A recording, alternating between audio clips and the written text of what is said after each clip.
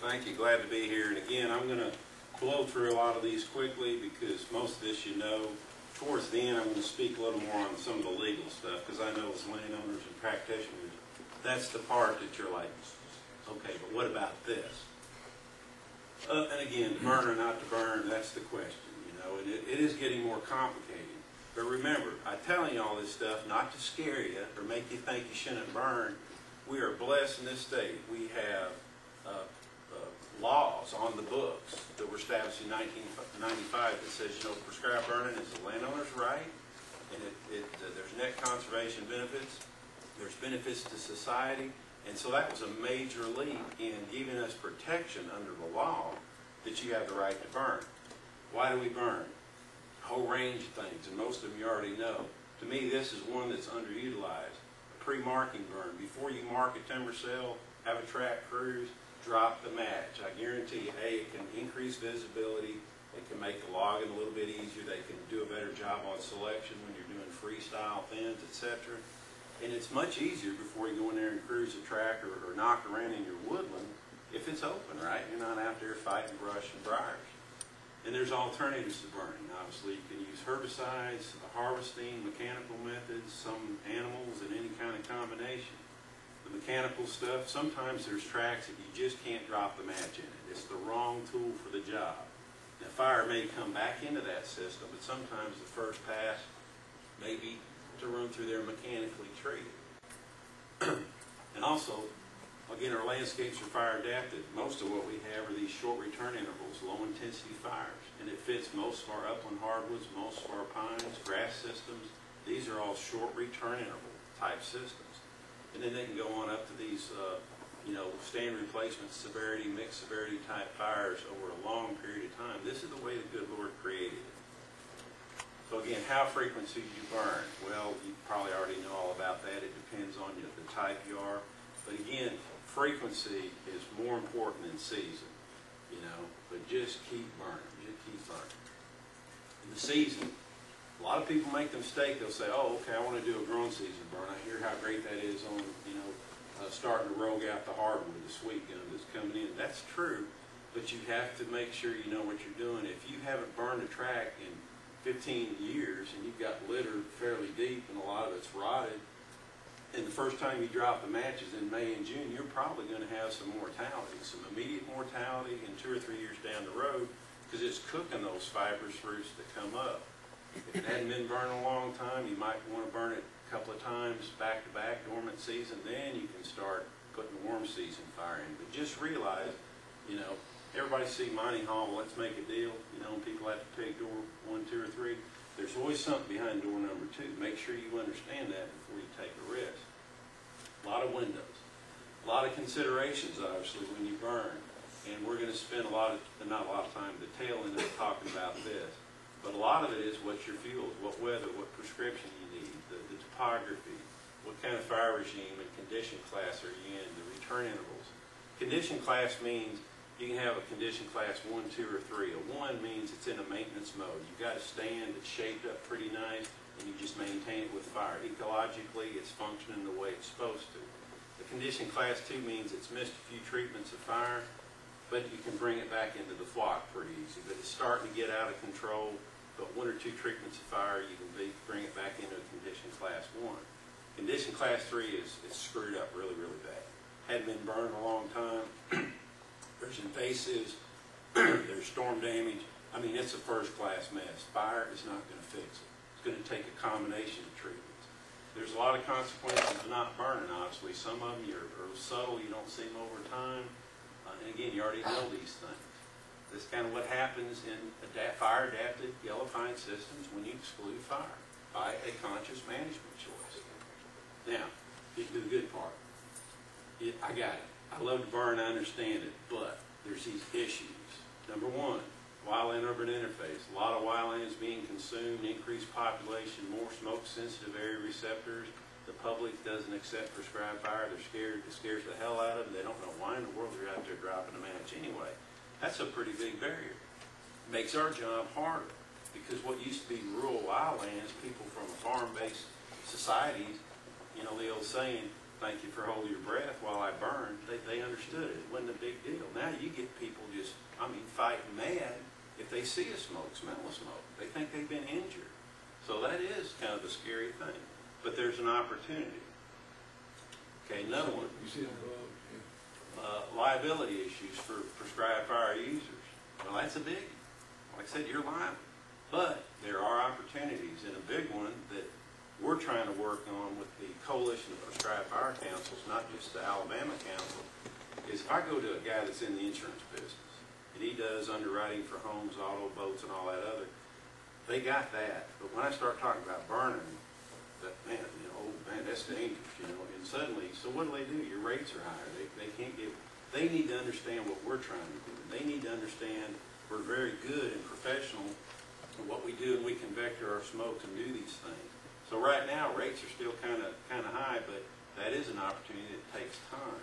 And again, our coalition of prescribed fire councils, which works nationally, I think there's an opportunity to where we can make burning insurance liability more reasonable, and particularly for those that have experience. If I'm going to write these two, and she burns a lot, and she's certified, she does this a lot, and her record is cleared, and this guy next to her is just kind of a recreational burner, you're going to pay higher rates than she is, right? Well, they don't treat us like that. We all fit in one bucket. You're doing something dangerous, I can't insure you, or if I do, I'm going to charge you this much a year for premiums. There's some opportunity to work with them on that. That will fix a major part of our issues, is just liability in general. There needs to be more vendors out there. A lot of people want to burn. They don't want to do the burning, but they want responsible people to do it. We don't have a lot of vendors, really statewide. Burn certification. There's opportunity to conduct more of these courses where more people can be certified, have the skill set, maybe not the experience, but they have the head knowledge of planning and execution, and that's positive. Smoke impacts, and this is the biggie, because when people get hurt, killed, or there's property damage, 99% of the time it's because of smoke. Okay, it's not because of literal fire escape and people being burned alive and flame impingement on a house. It's almost always smoke related.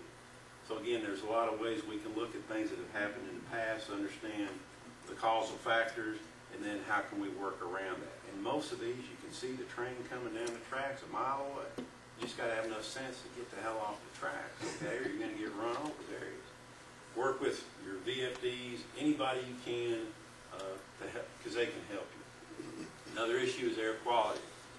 They're tightening. Bad science, human health is going to trump what we do every day of the week. So just suck it up and get used to it. Sorry if that steps on anybody's political toes. Here's another biggie, public acceptance. Most people, they don't get it. Well, what the hell are you doing that for anyway? And they're voting people, okay? So you have to be sensitive to that. Cost, everything's going up, okay? So that's a major medical issue.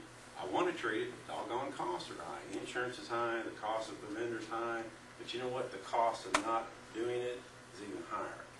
And this is another one. Some places there's just very heavy fuel loads. Areas haven't been burned a long time. Storm damage, all these other real constraints.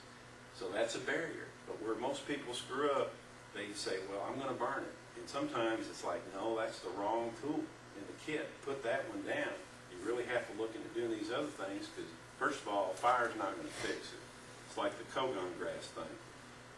When you got that kind of risk, hey, I'm sorry, it's a bad hand that was dealt, but the right sequencing is to nuke it with chemicals, about twice, be patient, and then, like Ted said, you go out there when the fuel moisture is about 1% off the moisture extinction for a fuel model 3, which is Cogon grass, and that's when you burn.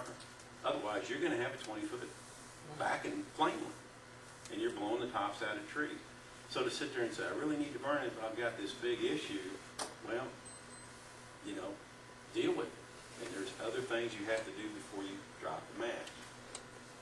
Intensive silvicultural operations, fertilization, mid-rotation release, other things, those are real. So again, you have to pick your options. What do you want to do? And fire is still a fit in there, but you have to work it around. It's your call. Nobody's telling you have to burn. Okay, liability and exposure, that's always the biggie. If you lined up 1,000 people statewide, from a landowner to just an urbanite, and said, why is there more prescribed fire? Most people say it's liability. Well, I personally feel that if you peel that away and get down to the sociological or the sociology side of it, they're scared to death. And that's fine. Have a healthy respect. They'll say it's liability, but there's this primordial fear.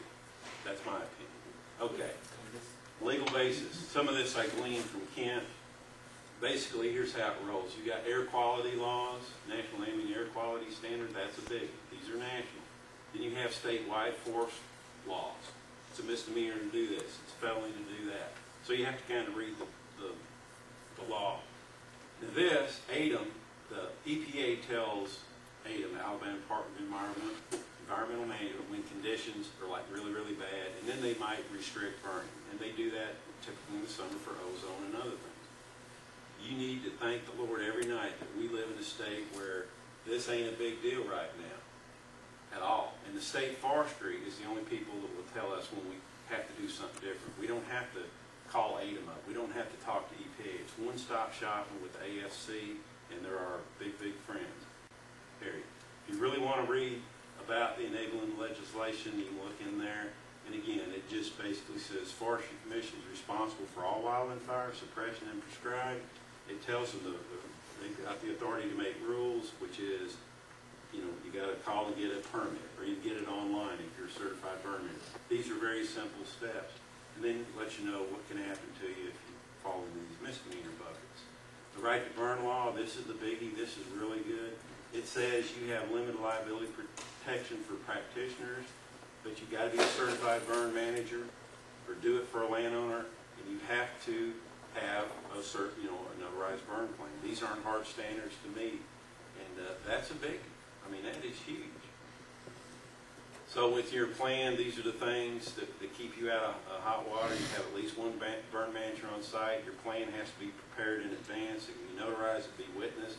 But the whole secret is that they look at their plan and they see you didn't do it post-mortem, okay? It wasn't after the fact. It could be 5 minutes before you drop the match. If you do a burn plan on the day of the burn, and you sign it, you put the time, 09:35, get somebody to witness your signature in that time, you could drop the match at 09:40, okay? You're fine. But you got to have it done in advance.